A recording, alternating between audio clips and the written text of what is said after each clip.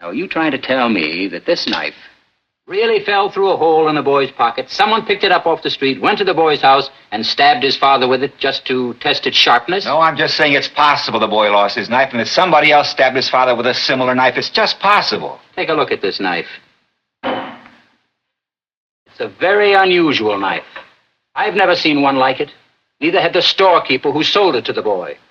Aren't you asking us to accept a pretty incredible coincidence? I'm just saying a coincidence is possible. And I say it's not possible.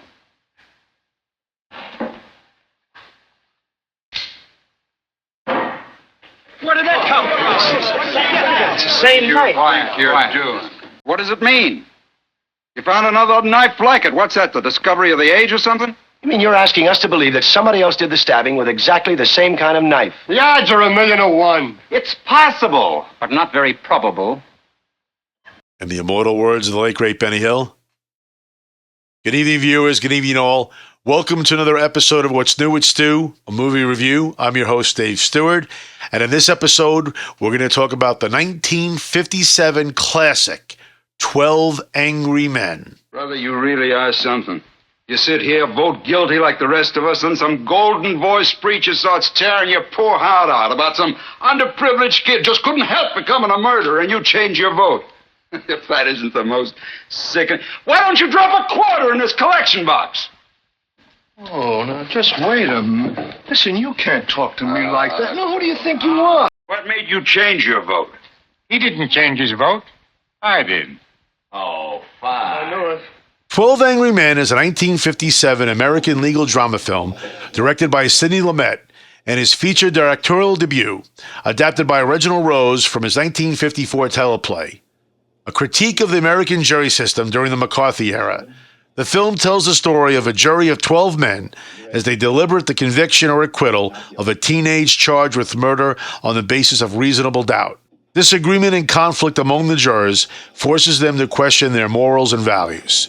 It stars an ensemble cast featuring Henry Fonda, Lee J. Cobb, Ed Bigley, E.G. Marshall, and Jack Warden. Now, 12 Angry Men is the oldest film that I've done a review on in my entire podcast history. I didn't think about that until when I was doing this. And it came out in 1957. And it might feel dated to a lot of people. There's been some remakes, including I think it came out 1998, a version with Jack Lemmon and George C. Scott, which was good.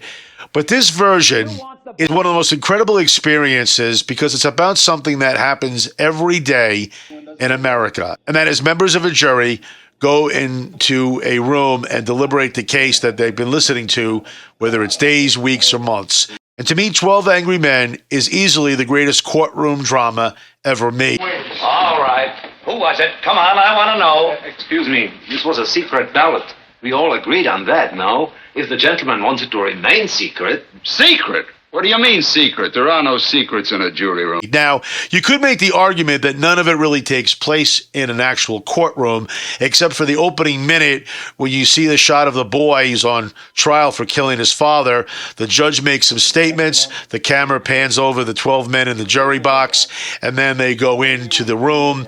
And then other than the final shot between two men, which happens outside the building, the majority of the film, 99% of it, takes place in the jury room where they deliberate the case, and there's a couple of scenes in the bathroom when they go into. And that's it. What Lumet was able to do with this film is sheer genius. It is just an unbelievable movie, especially being that it's the first film he ever directed. And of course, the whole idea basically is, if for those that haven't seen it, and I'm not going to give anything away what happens at the end, but it's a very simple plot to explain. There are 11 men that think this boy is guilty of murdering his father, and there's one man who's not sure, and that's Henry Fonda. Who else? The great American actor who is just superb, and of course, who else would be cast in this role, playing kind of the regular, average, decent man, similar to what Jimmy Stewart would do in his films. Okay, that's 11 guilty. Who's voting not guilty? 1. Right. You really think he's innocent? I don't know. I mean, you sat in court with the rest of us. You heard what we did. The kid's a dangerous killer. You could see it. He's 18 years old. Well, that's old enough. He stabbed his own father 4 inches into the chest. They proved it a dozen different ways in court. Would you like me to list them for you? No. who is not sure how he feels about whether this boy has committed murder or not, and feels let's not rush into it because these guys just want to get out of there. Now, everyone has an agenda. You know, one gentleman, played by Jack Warden, has tickets to the baseball game. What kind of a man are you? You have sat here and voted guilty with everyone else because there are some baseball tickets burning a hole in your pocket. Right to play like this with a man's life? Don't you care? Now, wait a minute. You can't talk like that to me. I can talk like that to you. If you want to vote not guilty, then do it because you are convinced the man is not guilty and not because you've had enough. You know, and another gentleman is pretty much a racist, and he looks down on, minorities.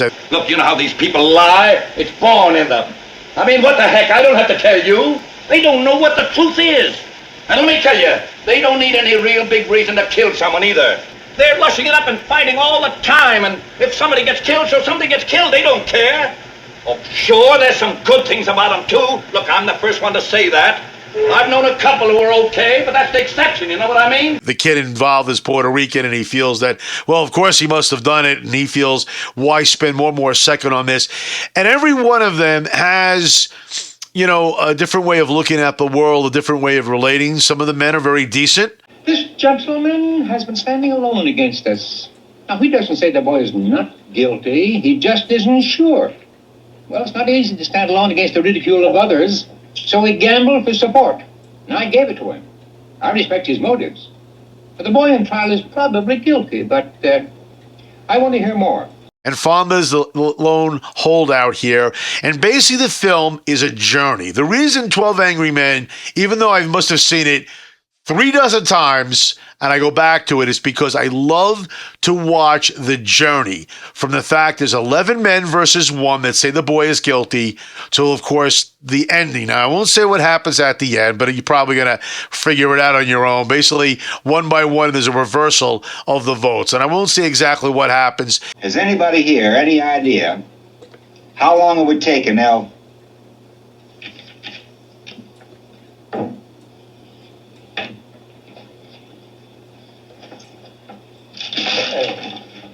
This isn't a game.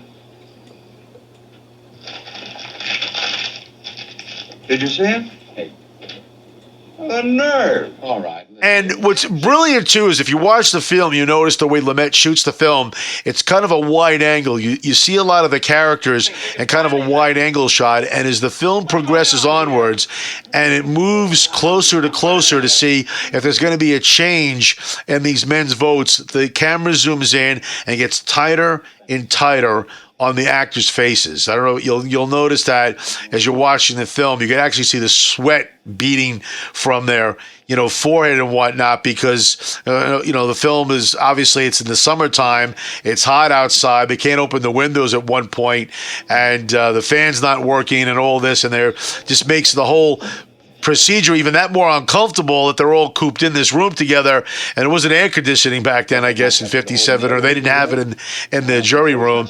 It's just a fascinating study of people. By the way, almost every actor in it is either a well-known actor, well, it would be to me, a great character actor. I mean, Jack Klugman, who would play Oscar Madison on the hit TV show The Odd Couple, is in this movie, and a lot of, you're going to notice a lot of famous people. So you have a lot of great supporting roles, so to speak, but to me, the two main performances here are the protagonist played by Henry Fonda and the antagonist played by Lee J. Cobb. Now, when I say antagonist, he's not a villain or anything, but he is one of the 11 men who definitely feels this boy killed his father. But you realize as the story moves onward that because he's got a temper and he flares up, you realize he's got some personal issues going on with his own son that lead him to some of the decisions that he's making during the deliberating process. And him and Fonda have some really great moments together, some classic moments, including this scene here.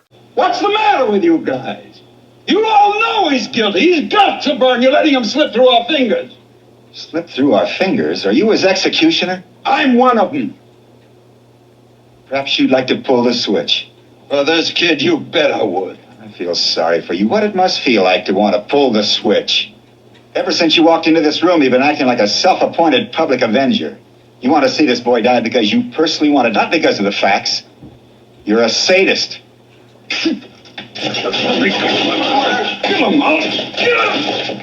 You don't really mean you'll kill me, do you? That's a great moment in the film, and that's something we all can relate to in that moment where, Lee J. Cobb gets his little slight comeuppance a little bit in the film. But Henry Fonda doesn't gloat, He's just a man who's trying to find out the truth about what happened. And it's just that wonderful role for him as we're all rooting for him. We know that he means well, and we know that we're not sure ourselves if the boy's guilty or not, but we want to hear more as Fonda moves forward. Maybe she honestly thought she saw the boy kill his father. I say she only saw a blur. How do you know what she saw? How does he know all that? How do you know what kind of glasses she wore? Maybe there were sunglasses. Maybe she was far-sighted. What do you know about her? I only know the woman's eyesight is in question now. Again, it's a little dated.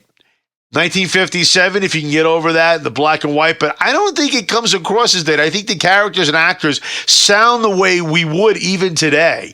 I don't think so. He's much too bright for that. Bright? He's a common ignorant slob. He don't even speak good English. He doesn't even speak good English. A lot of older films get a bad rap because they do look, because of the black and white and because of the style, maybe the clothes or something, you realize, wow, this is an older.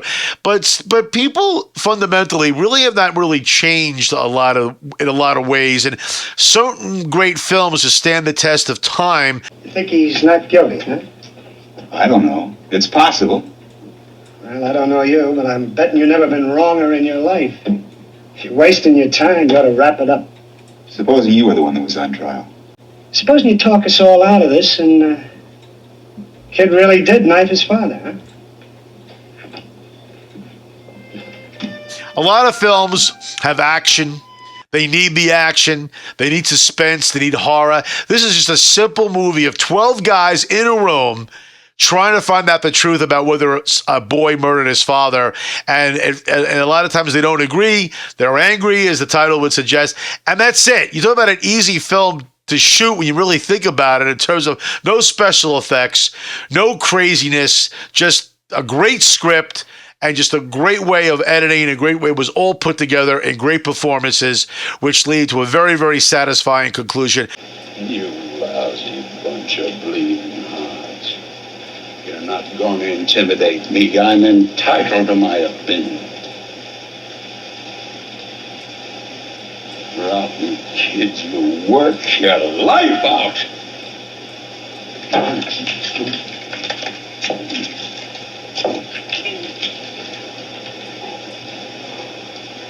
And of course, more importantly, the film is showing how great America is with its judicial system. That, when someone is thought to be guilty and we're not sure because the evidence, all the evidence points to the fact he must be, and then you realize, well, maybe he's not guilty after all. But sometimes the juries can make mistakes, like the O.J. Simpson trial, and sometimes they don't make mistakes. But at least everybody has their day in court. We all have a chance, from a serial killer to someone that commits petty larceny, that we all have our moment in front of a jury of 12 people of our peers to at least decide or if we're innocent or guilty. And like I said, sometimes they get it wrong, but at least we have that chance in this country, because a lot of countries, you don't have trial by jury. 9 of us now seem to feel that the defendant is innocent. But we're just gambling on probabilities. We may be wrong. We may be trying to let a guilty man go free. I don't know. Nobody really can. But we have a reasonable doubt. And that's something that's very valuable in our system. No jury can declare a man guilty unless it's sure. So a very important movie to remind us of how important the judicial system is, and it's very, very entertaining. I have to say, though, it doesn't really take place in a courtroom like Primal Fear or A Few Good Men or a lot of great courtroom dramas. You have to say that 12 Angry Men is indeed the greatest courtroom drama that's ever been made. And in the immortal words of the late, great Benny Hill, good night, viewers. Good night, all. We'll see you next time, and we'll see you at the movies.